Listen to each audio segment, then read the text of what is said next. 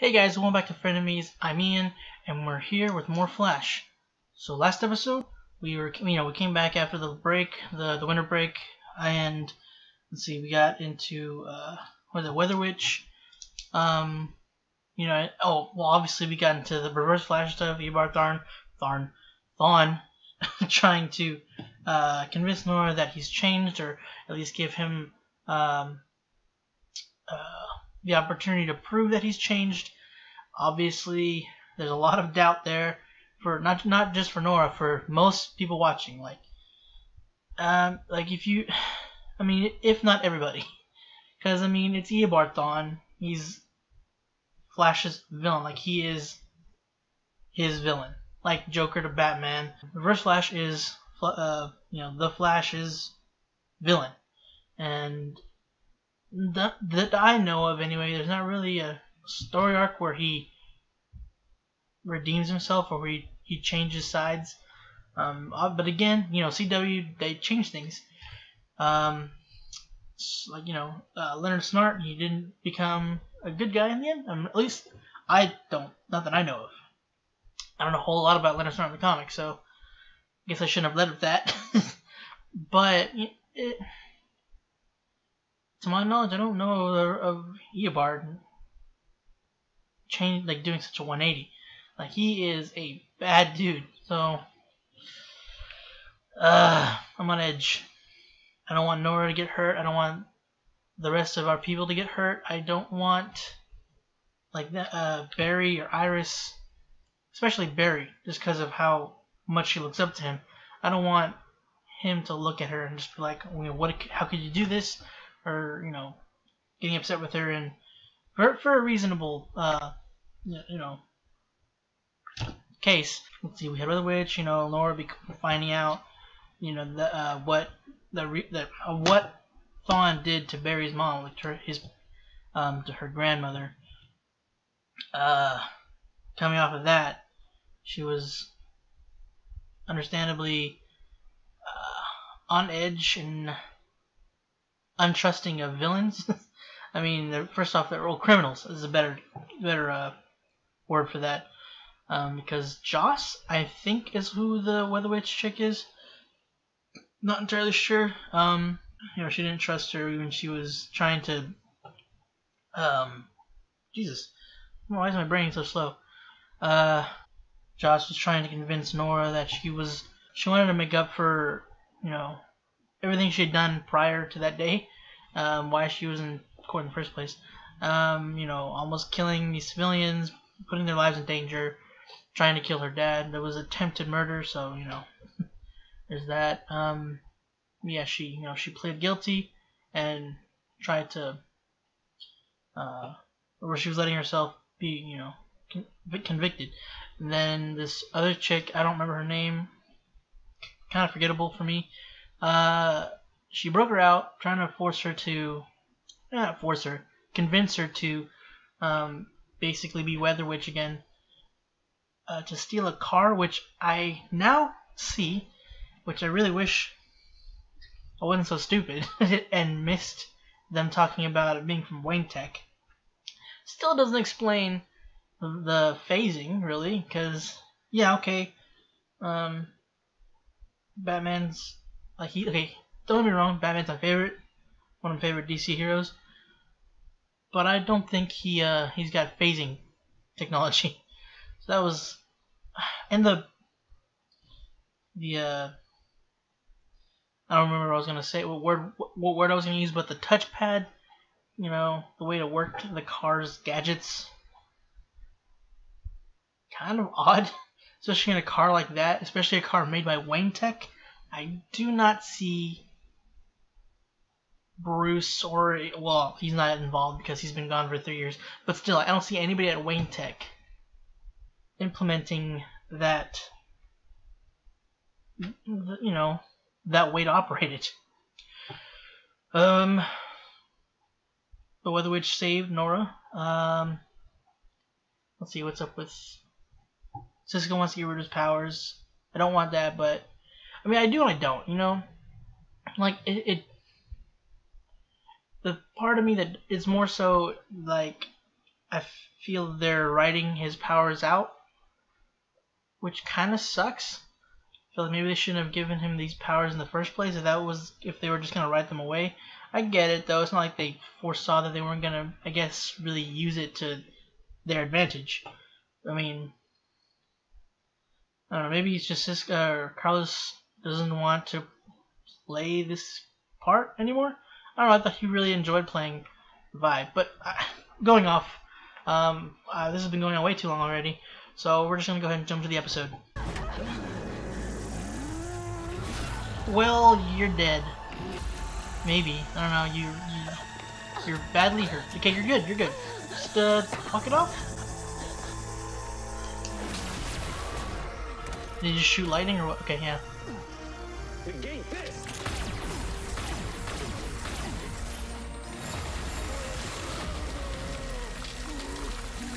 Okay, maybe they're not gonna catch him yet. We need to get her to a hospital.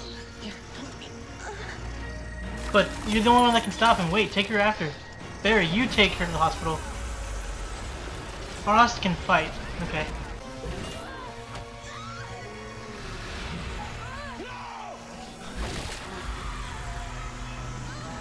You just break her spine?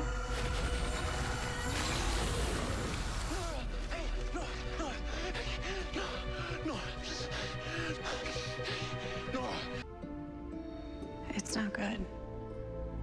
But her speed healing is gonna kick in, right? He cut her. Right? Cicada's cut flooded her body with dark matter. It's affecting her powers. Her speed healing should kick in, but for now, I'll keep monitoring her progress. God. I can't move my legs. Why can't I move my legs? Mom, I can't move my legs. Nora. Mom, why can't I move my legs? Nora, look. You can't move your legs because Cicada broke your back. What? So I'm paralyzed? For a little bit. Forever? No, not forever. Well, for how long then? We don't know.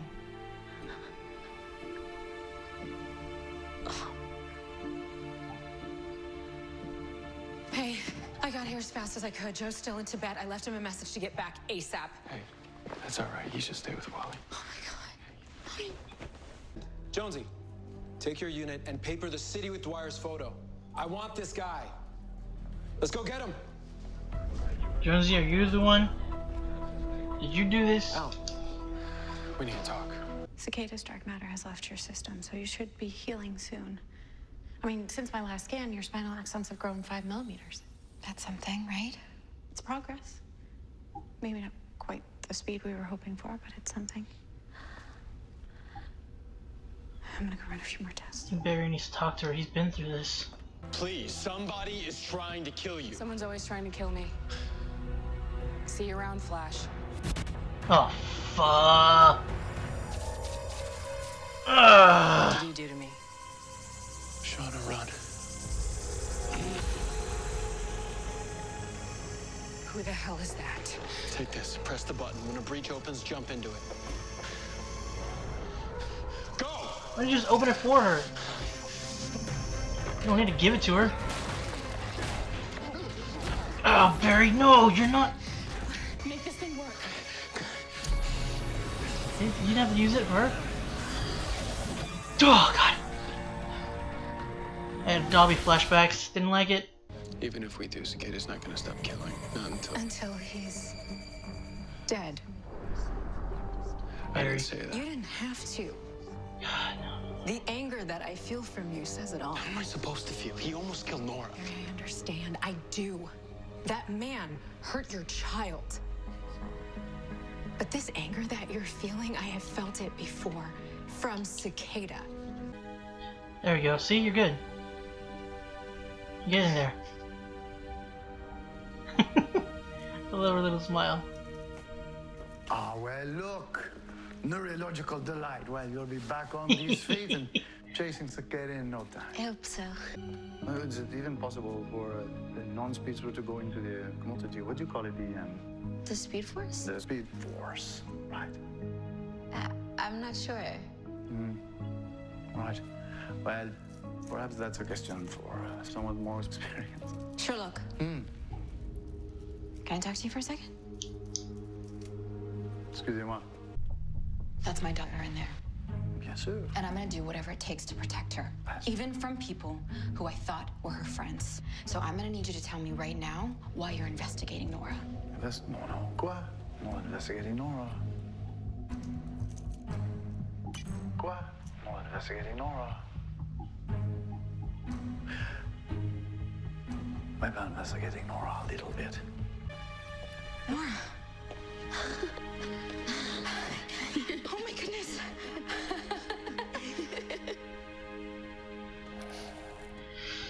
Mother mode activated.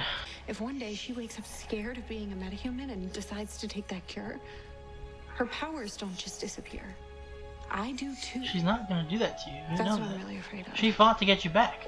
Because if I'm gone, who's gonna protect her? You need to know that when DeVoe made you disappear, all Caitlin talked about was getting you back. So maybe as much as you want to protect her, Caitlin wants to protect you too. Boys and girls, your ride's here. What the hell? That's the second time this has happened. Freaking season one. Oh, come on. No. He's mine. Barry, you can't. He's stronger. The dagger in hand is him.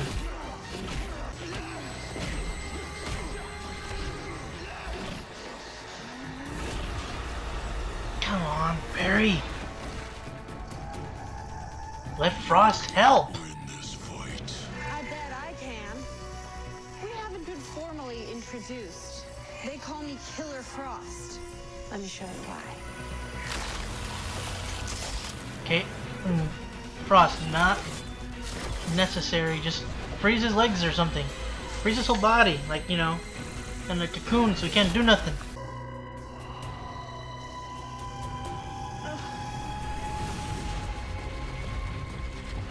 Killer Frost, duck. How did you know? No! Ralph? Whew! Come on. Alright, Barry, now. Yes! Cutting him off. Now stop him, hurry.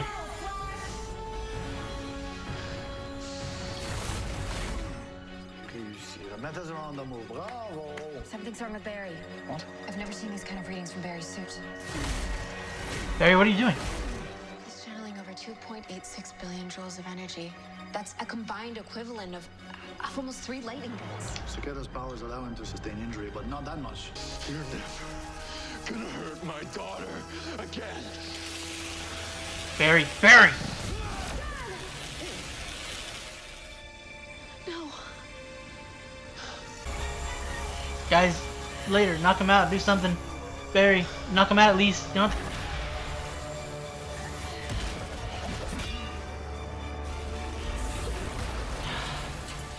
I'm sorry. I let him get away. You brought me back. Now don't get all soft on me, but I got you a little something. Check the cooler. Is it a costume? Well, probably not, but what is it? Oh, hey. Hey, Frosty. Oh, Cicada. As I suspected, a journal of Nora West Allen contains 2 different types of handwriting. So, Ah, shoot. there is a mastermind behind the scene. The only question is, who? Well, funny story, actually. I don't know. I never knew I was capable of even caring for someone as much as I care about Nora. I did. I have never met anyone with a bigger heart than you, Barry. So it's no surprise to me that you are a fantastic father. Just like you're a fantastic husband. Cicada's a father, too. What if the key to defeating him is appealing to his heart? How do we do that? By saving his child. We need to wake up Grace. Not a bad plan. Don't know if it'll work, but not a bad plan. Okay, so with showing Cicada looking at his newspaper clippings of Cisco and Nora, is he trying to track them down, or is it just showing his obsession? Because I'm not entirely sure. It doesn't look like he's figuring out who they are exactly. I don't know. Maybe he's just put the fact that they work together. Maybe he'll use that to slowly figure out who they actually are. I don't know. I mean, if by chance he were to bump into them, even without knowing who they were, his dagger would tell him if they had meta powers. Because I don't remember what episode it was, but the lady that could turn her arms into freaking basically swords. She was just passing by with holding coffee, and it flashed and it was like, hey yo, by the way, come over here. This person's got powers. Kill him. So I don't know. I mean, it's not like he can go throughout the whole city and just, okay, do you have it? But here's the thing. I just realized, unless he didn't have the dagger with him, whenever they first found out about him being connected to, well, not really, they didn't realize it was him yet. They just knew that whoever Cicada was has a connection with Grace. So when Barry first shows up and the doctor stops him at the door, I forgot his actual name, but Cicada is just off to the side. So the dagger, he'd be close enough for the dagger to start flashing or whatever, glowing. So unless he didn't have it on him, it should have done that. He would have found out that not that Barry's the Flash, but that he at least has meta powers. So he'd eventually go after him because he knows he's part of the CCPD. So he could just go there and track him down and such. So I don't. Either that's just a plot hole I think they didn't think about, or he didn't have the dagger on him, or at all, in the hospital, or he just didn't have it on him to where it was even further away from Barry, so it couldn't detect him or whatever. I don't know what the range is on detecting. So I think he has to use it and activate the dagger to take the power, so it wouldn't automatically drain Barry's powers once he got in the vicinity. So I think that's how that's going to be going. Or I don't think that's how that would have worked. But still, it should have at least flashed. Unless, again, he didn't have it on him. But if Team Flash saves Grace, will that change anything? I mean, he's mad at Barry, sure. I mean, not Barry the Flash, because he thinks he's the one who caused her to, be, well, not she didn't get stabbed, but, be put in a coma. But he's mad at all metas. Because a meta is what killed her parents, I think, right? Is that what they said? And the doctor is just fueling his rage because she feels the same way.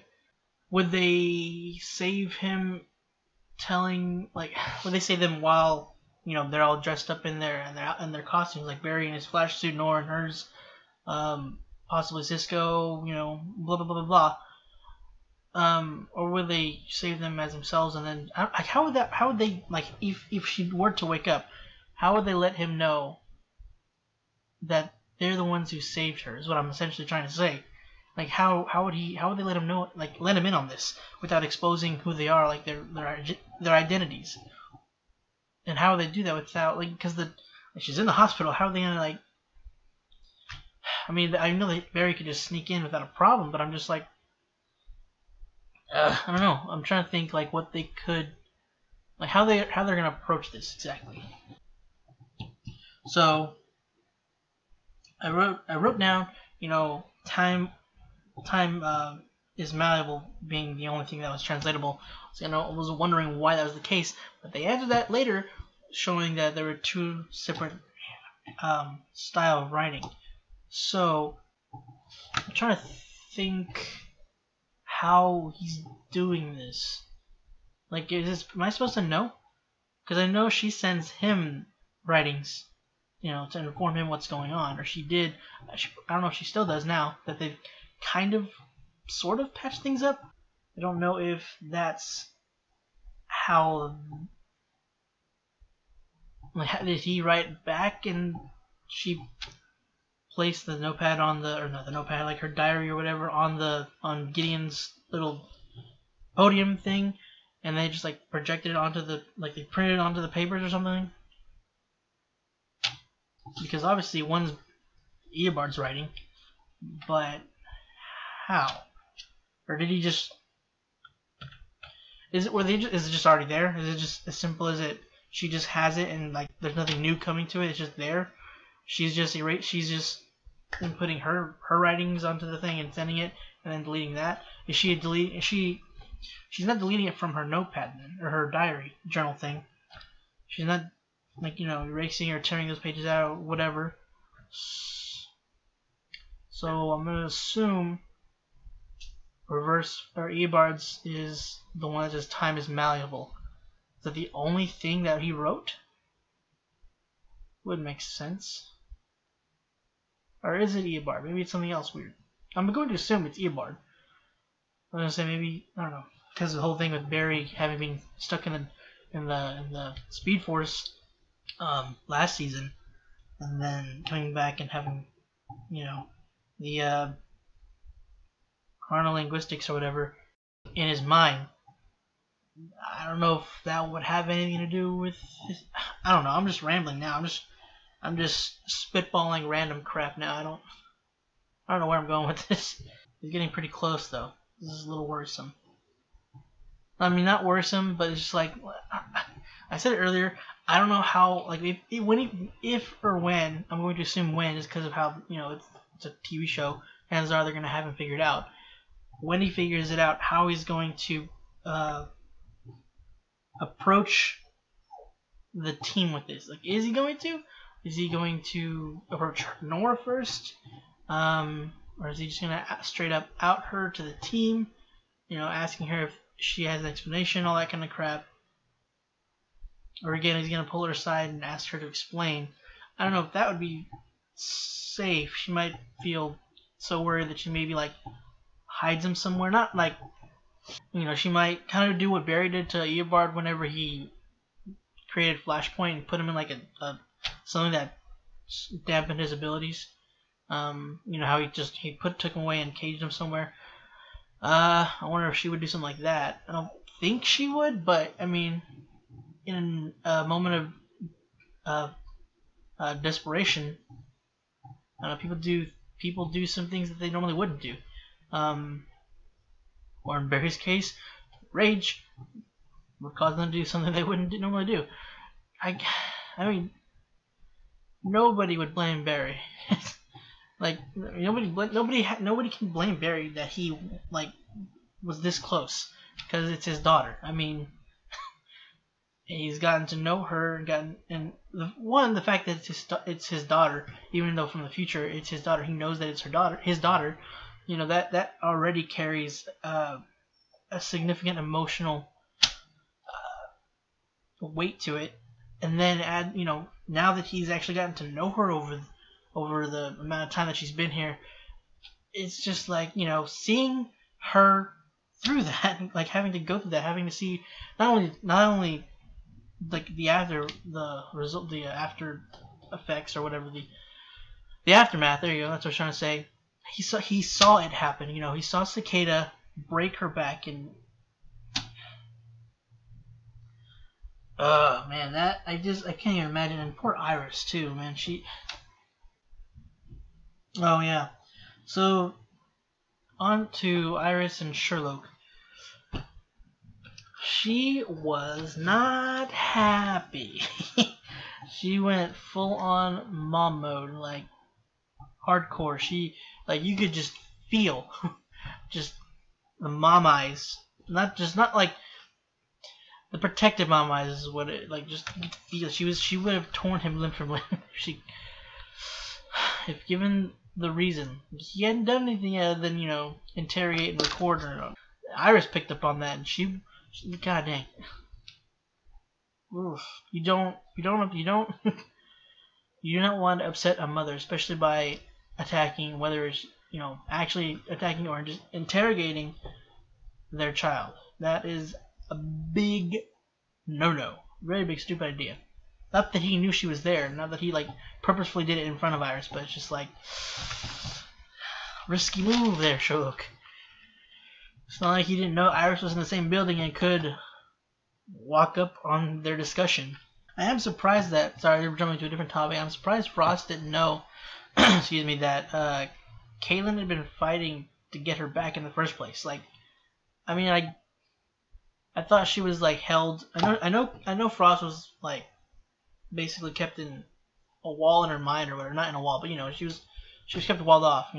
She was locked away essentially in her mind. But I mean, after coming back, you would think she'd have the memories of Caitlin. I don't know if they did it. Like they don't. I know that they didn't share memories before, but I would have thought now that they can both switch back and forth that maybe they could have at least if they don't share memories now, they could have at least discussed what happened. Kate, I think it was Frost saying that we had a lot of catching up to do or something like that.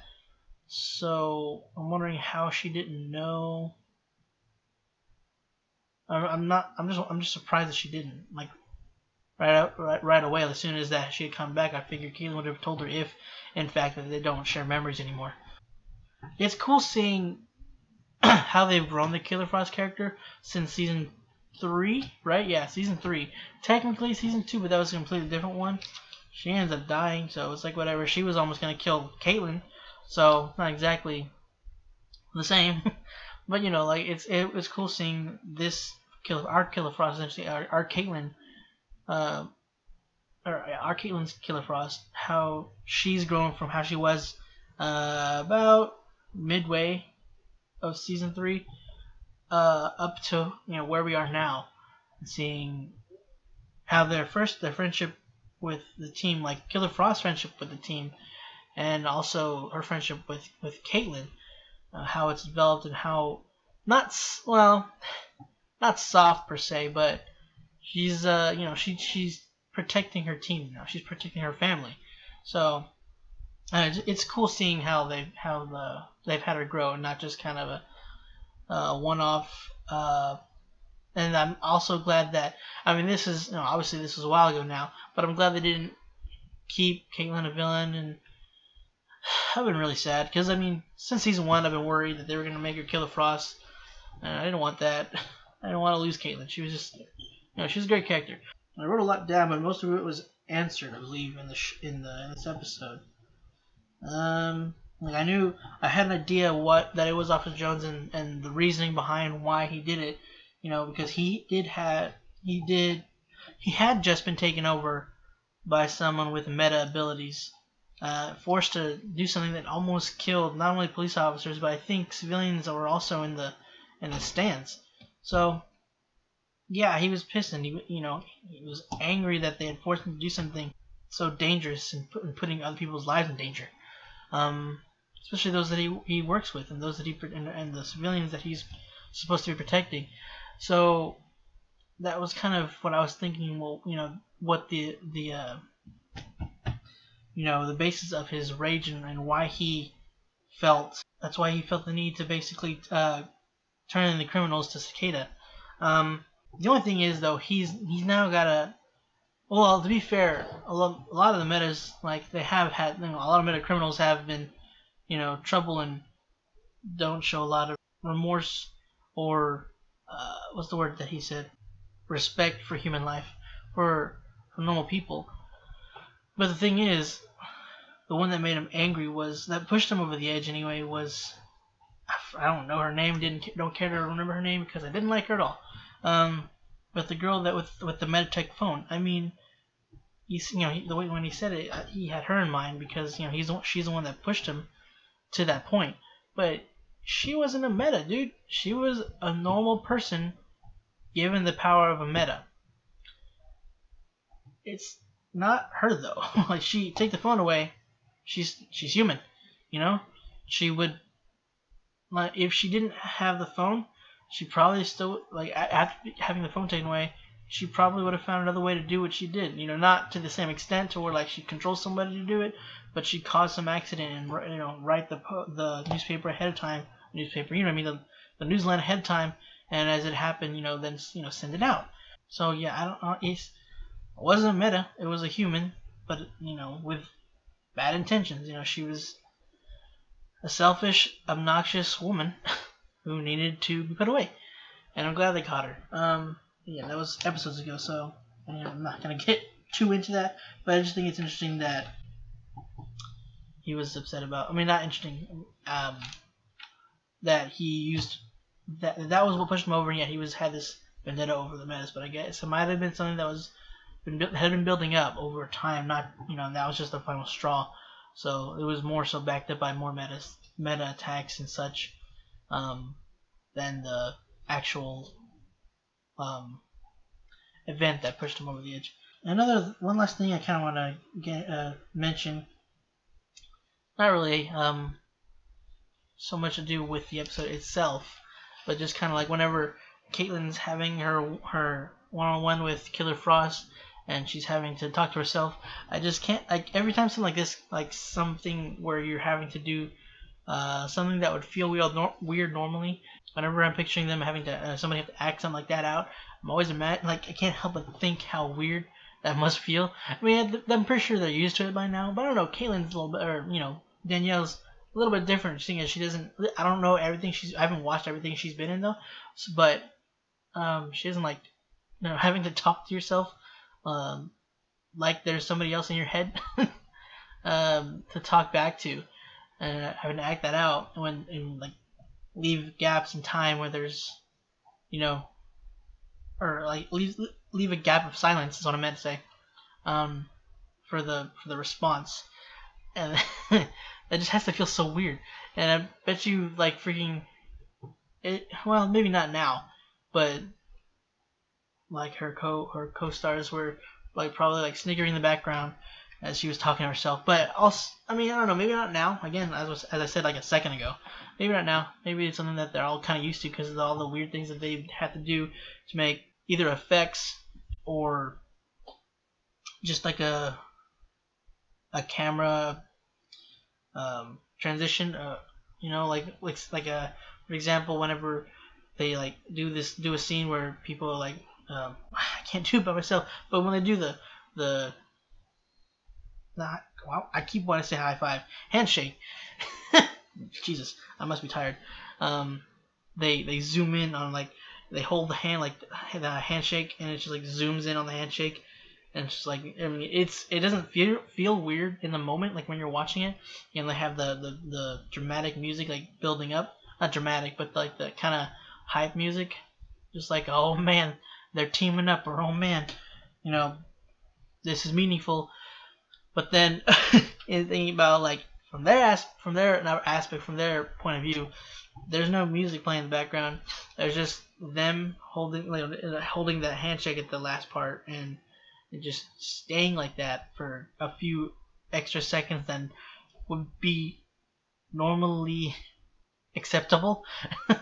Not acceptable, but it would just what would be a few seconds longer than would be considered like, this isn't awkward at all. So stuff like that, or because I don't know, I just always think about that kind of crap. It's like, man, that's gotta feel so weird acting that crap out. Like when Grant zooms in, he does that thing, like he just like ran in and slid in, or when they're doing his run. That's always kind of funny. Sorry to me. I know I'm kind of rambling now. I'm sorry. I just think bringing that little bit up with Caitlyn just kind of brought me down that rabbit hole.